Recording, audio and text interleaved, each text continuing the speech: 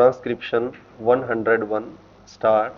Mr. Deputy Chairman, there is no dispute in regard to the question that the working journalists had been suffering for long and that they need legal protection in their profession.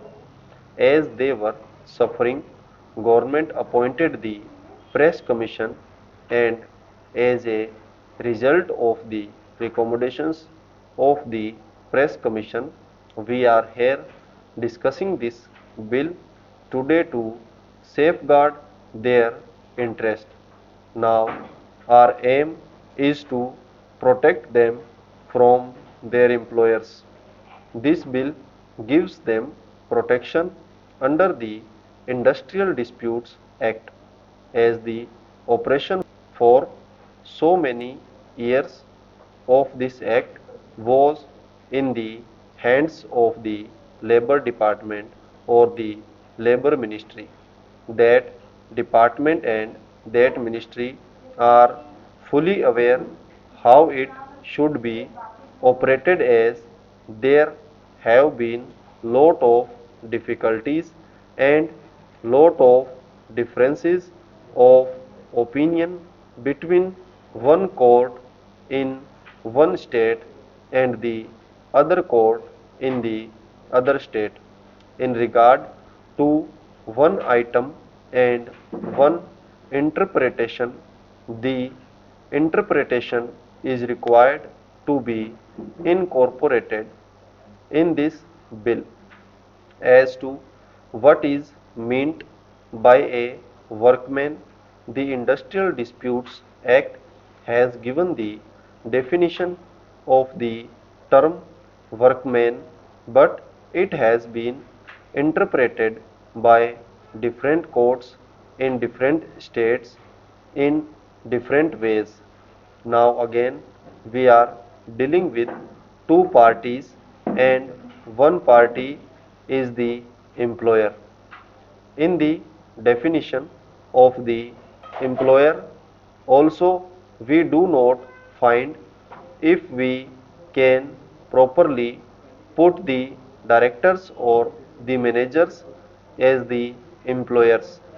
Now, this bill has tried to exclude certain staff and certain people doing certain jobs.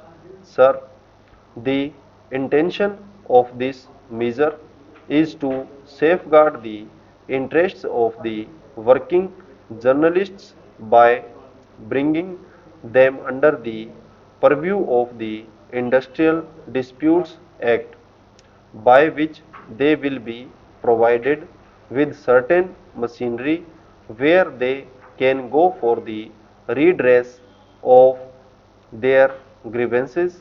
Sir, we must make sure that working journalists may not be defined as employers instead of as workmen.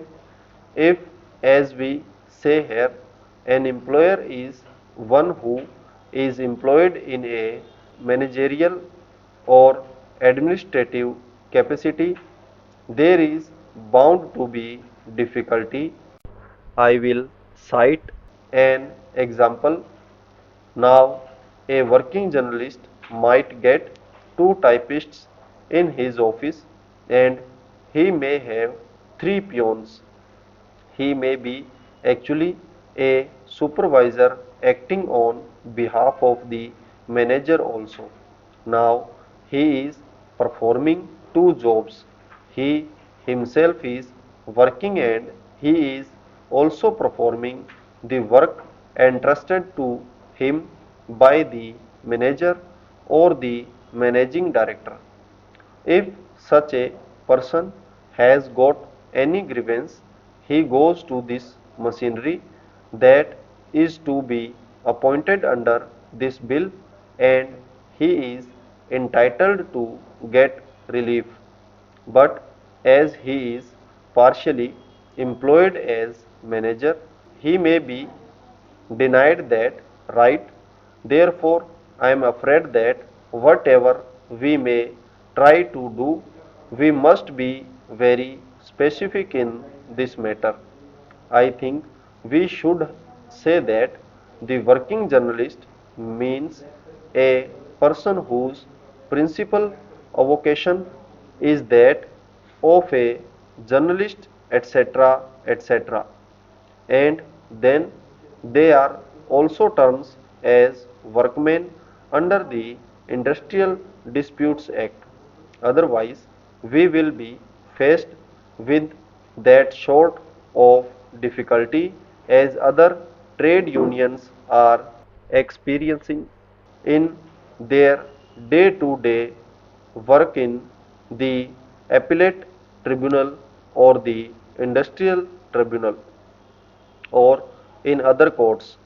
I hope that the minister in charge of this bill will consult the labor minister, who is an expert in this matter, as to how to safeguard really the interests of these people by putting a proper definition for the working journalists.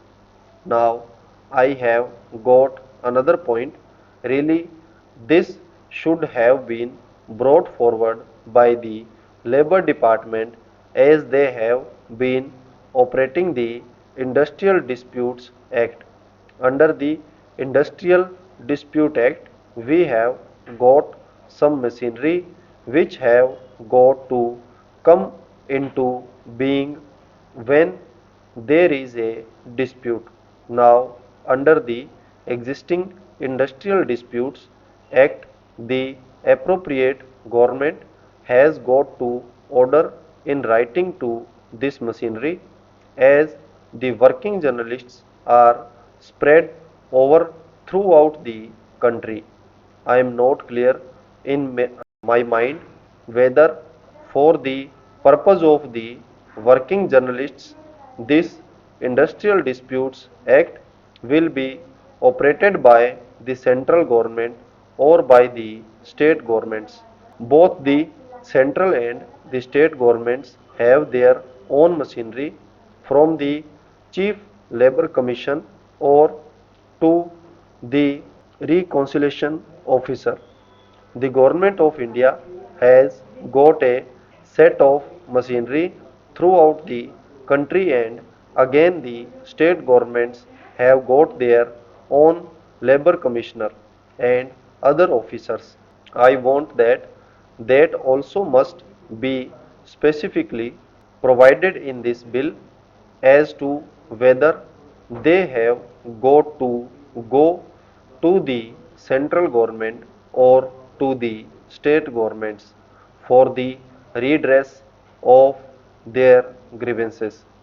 Now, the tribunals are not permitted to undertake any case as soon as it is referred by either of the parties, unless it is specifically ordered by the appropriate government. Now, my own opinion is this: therefore, the time being, it should be operated by the Labour Ministry of the central government. Neither the Information and Broadcasting Ministry nor the state governments should operate this, because it is a new thing incorporated by the central government, and the government of India knows what for they are coming forward with this piece of legislation. I want that the Information Ministry should hand over this business to the Labour Ministry, which should operate this through its own machinery. Sir, anyone who knows anything of journalism in this country will welcome the protection that this bill gives to working journalists. There is no doubt that their present lot is a hard one, and that it is difficult sometimes even for the best of them to discharge their duties honestly. But the remarks made by my honorable friend make me anxious to understand the scope of the bill. My honorable friend spoke of the protection given to editors who expressed their views freely even though they may be unpalatable to the proprietors of their papers. Sir, is it really the object of the bill to make the working journalists to decide the policy of the paper to which they are now attached? Stop.